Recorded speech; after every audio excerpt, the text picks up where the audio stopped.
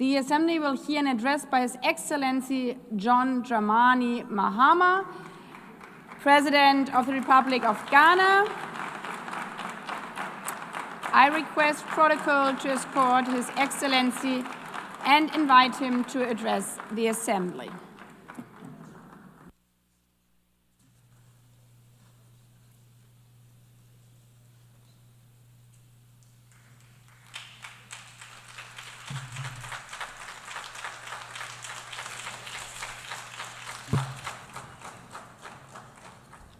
Thank you, Madam President, Mr. Secretary General, Excellencies, ladies and gentlemen.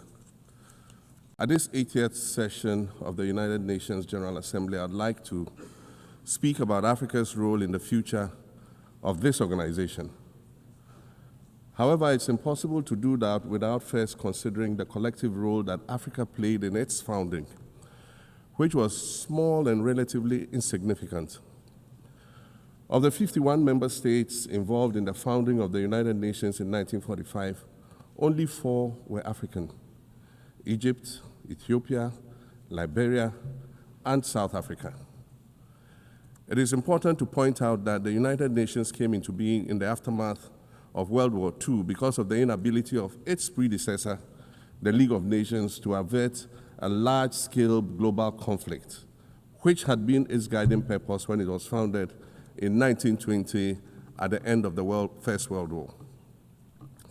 Out of the 42 founding member states of the League of Nations, only 3 were African: Liberia, the Union of South Africa, and Ethiopia. Egypt was to join later in 1937.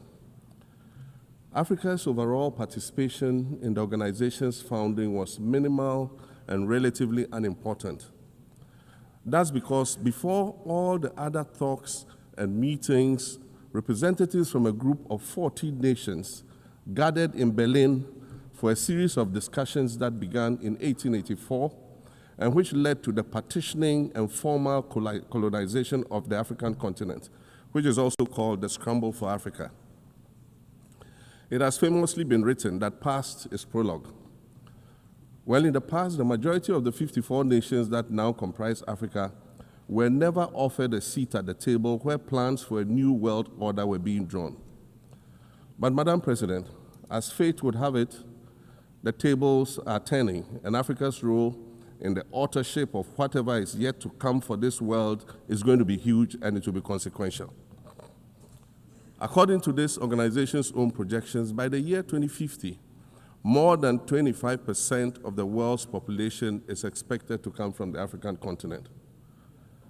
Additionally, by 2050, 1/3 of all young people aged between 15 to 24 will be residing on the African continent.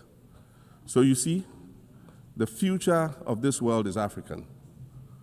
Allow me to say this once again a little louder for those of you in the back. The future is African.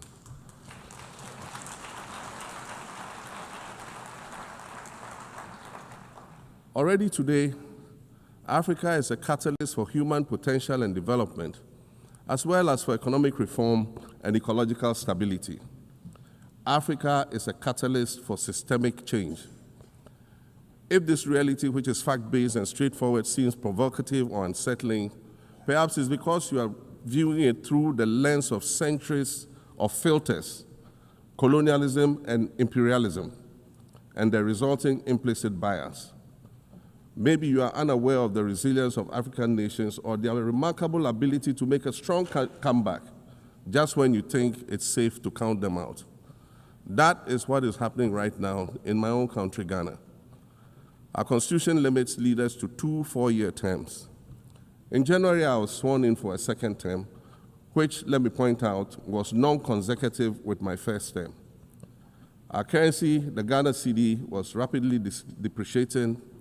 Faced with rising inflation, a huge debt burden, and low morale amongst our citizens, my new administration settled down quickly and embarked on an ambitious program of comprehensive transformation designed to restructure Ghana's economic foundation and enhance our competitive standing globally. We refer to this process of recalibration as our reset agenda. In just 8 months, we have achieved significant reduction in inflation from 23.8% in December 2024 to 11.5% in August 2025, restoring price stability for our citizens. Additionally, our currency, the Ghana cedi, has appreciated considerably against other currencies, with Bloomberg reporting it as the best performing currency in the world at one point. Our improved sovereign credit rating reflects increasing investor confidence in our economy, and our 24-hour economy initiative promises to transform our economy. And there's a renewed willingness amongst our people to trust that their elected officials have Ghana's interests at heart and that we're progressing together. Madam President, I believe that in honor of this milestone celebration, the United Nations should also embark on a process of serious recalibration and establish its own reset agenda. Since the organization's founding, the number of UN member nations has nearly quadrupled. And quite frankly, it is not the same world that it was back then when the UN was formed. I mentioned earlier that I began my second non-consecutive term as president this past January. My first term ended in January 2017.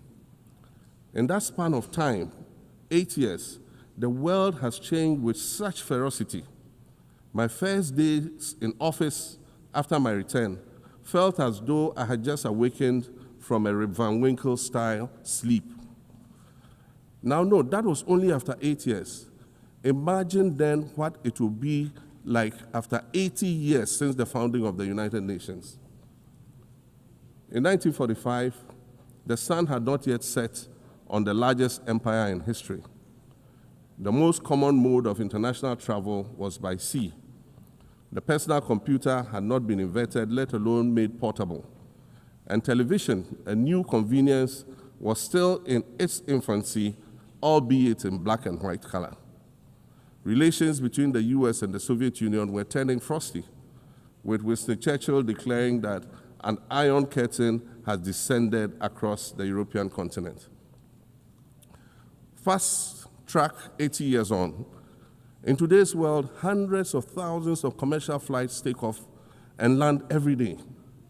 Libraries have been digitized so that volumes of literature can exist on a small device, small enough to fit inside your pocket.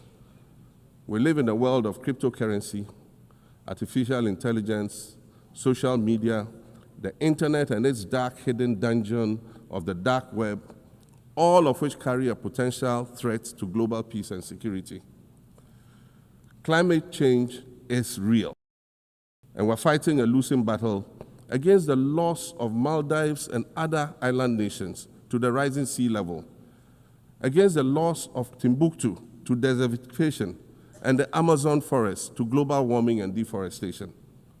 Madam President, the UN Founding Charter is outdated when it comes to representation in this August Assembly.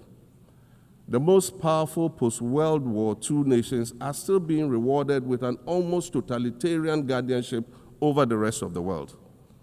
And yet, the first sentence in Chapter 2, Article 1 of the UN Charter declares that the organization is based on the principle of sovereign equality of all its members. If this were true, and was the case, a continent as large as Africa, with its numerous UN member states, would have at least one permanent seat on the Security Council.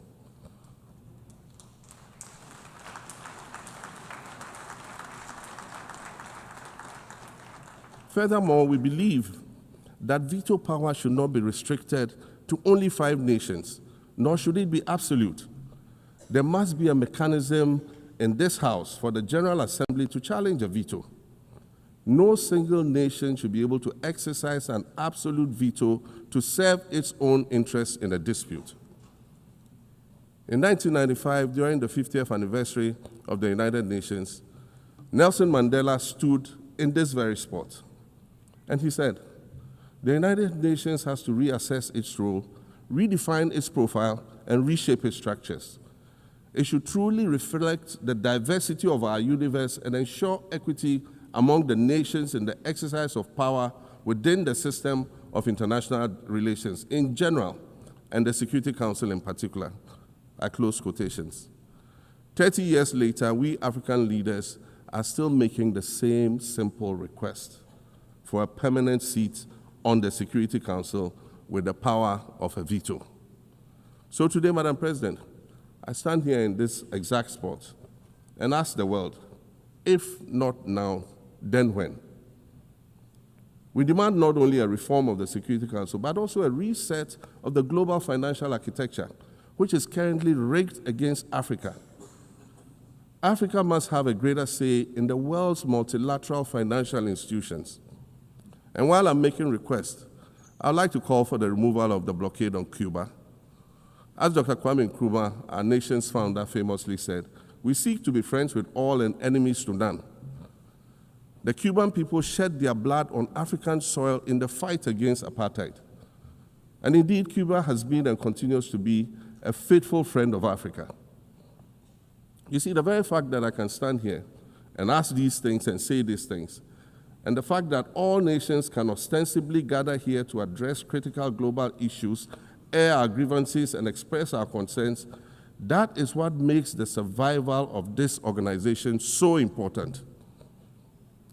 In every old city or village, you will find a town square, or a courtyard, or a plaza that once served as a gathering space for the citizens of the community and their leaders. Meetings and celebrations were held there, as were trials and elections. And these were spaces that brought people together and held them together as a community. Sadly, time and technology have eroded these spaces.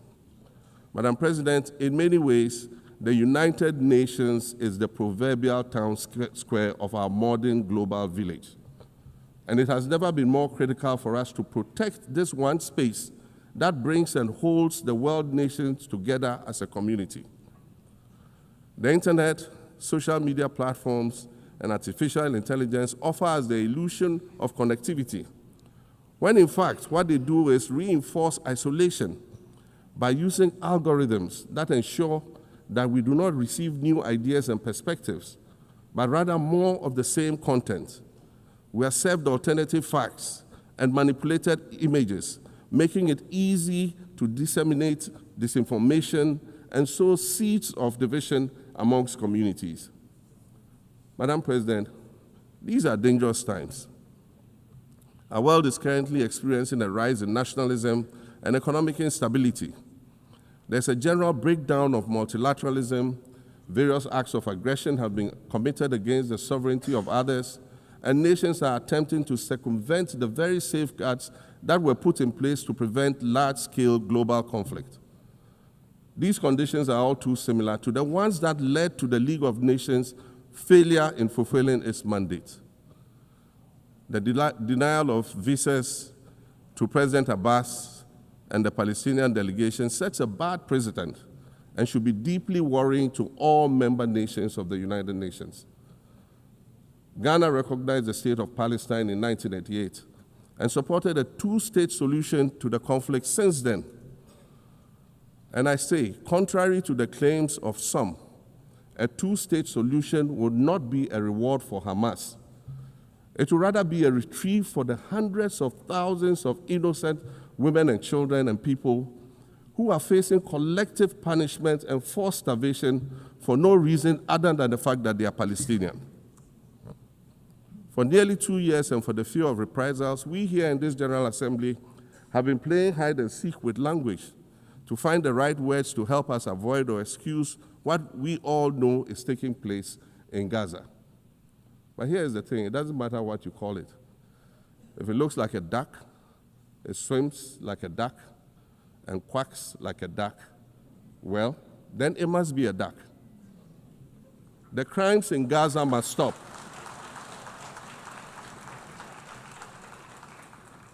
The crimes in Gaza must stop. Madam President, I also want to draw particular attention to the conflict in Sudan, which this body has described as the world's largest humanitarian crisis. 12 million people have had to flee their homes. And when we speak of migration, we refer to the 12 million new Sudanese refugees, whom we as a global community should be willing to assist in much the same way that many member nations readily assisted new refugees coming out of Ukraine. Let's dispense with the euphemisms and dog whistles and speak frankly. It is not a mystery that when leaders of Western nations complain of their migration problems, they are often referring to immigrants from the global south. But many of those immigrants are climate refugees. And interestingly, the global north emits 75% more greenhouse gases than the global south. However, the effects of climate change are more severe in the global south because we lack the resources to address them effectively. And so when the desert encroaches on our villages and towns and they become unlivable, we are forced to flee. Warsan Shire, a Somali-born prophet, a Somali-British poet born in Kenya to Somalian refugee parents, was London's first youth poet laureate. She writes in her poem titled Home. And it says, you have to understand that no one puts their children in a boat unless the water is safer than the land. No one bends their palms under trains beneath carriages. No one spends days and nights in the stomach of a truck feeding on newspaper unless the miles traveled mean something more than just a journey. Madam President, we cannot normalize cruelty.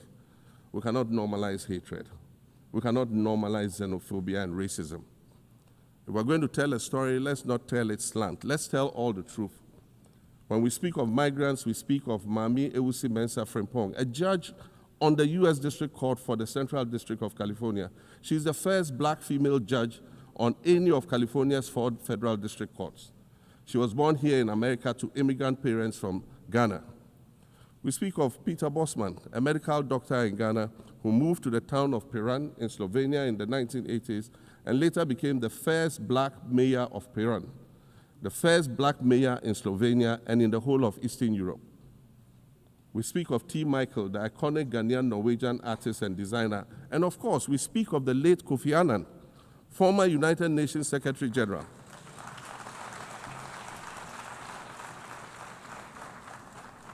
Former United Nations Secretary General and Nobel Peace Prize recipient, who was born in Ghana but spent his adulthood in various places in America and Europe. These are people who have brought great distinction to the countries that they decided to call home. Just as the migrants and the children of migrants before them did, I dare say these are not invaders. These are not criminals. Madam President, the slave trade must be recognized as the greatest crime against humanity. As the African champion on reparations, Ghana intends to introduce a motion in this August body to that effect. More than 12.5 million Africans were forcibly taken against their will and transported to create wealth for the powerful Western nations. We must demand reparations for the enslavement of our people and the colonization of our land that resulted in the theft of our natural resources, as well as the looting of artifacts and other items of cultural heritage that have yet to be returned in total. We recognize the value of our land and the value of our lives, as did our colonizers, as well as the governments that happily paid reparations to former slave owners as compensation for the loss of their property in quotes. And that property for which they received compensation was paid referred to enslaved people who had been freed. Madam President, an increasingly insecure world is witnessing upward spending on defense budgets of bilateral partners and steep cuts in official development assistance. Since July 2024, it is estimated that there's been a 40% drop in humanitarian aid globally. In this era of global uncertainty, Africa must exercise sovereignty over its natural resources to raise the necessary funds to ensure the well-being of its citizens. The days of parceling out vast concession areas to foreign interests for exploitation must come to an end. We'll continue to welcome foreign investment, but we must negotiate better for a bigger share of the natural resources that belong to us. And we must insist on value addition to these resources. We're tired of the continued image of poverty-stricken, disease-ridden rural communities living at the periphery of huge foreign-controlled natural resource concession areas. We're tired of having people extract the most they can from us and in return offer us the very least by way of respect, consideration, and dignity. We're tired of not being represented in ways that reveal the richness and complexity of our history or acknowledge all that we have overcome to arrive here in this liminal space of untold possibilities. Allow me to echo the Indian-American writer Arundhati Roy, who wrote, "Another world is not only possible, she is on her way. On a quiet day, I can hear her briefing." I want to add that for the sake of Africa, and quite selfishly for the sake of my 18-year-old daughter, I hope that this new world that is arriving is a place of safety and equality for women and girls. To succeed, we must empower everyone, including women and girls, to reach their full potential. In closing, Madam President, I'd like to congratulate you on your election to preside over this historic 80th General Assembly and on being the 5th woman to hold this distinction. I'd also like to congratulate Her Excellency Nana Jane Opoku-Agyeman on being the first woman Vice President of Ghana.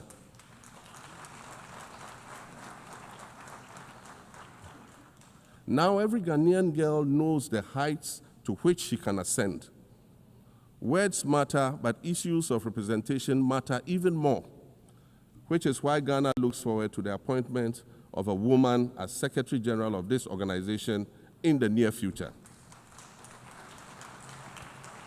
Madam President, Your Excellencies, I thank you for your kind attention.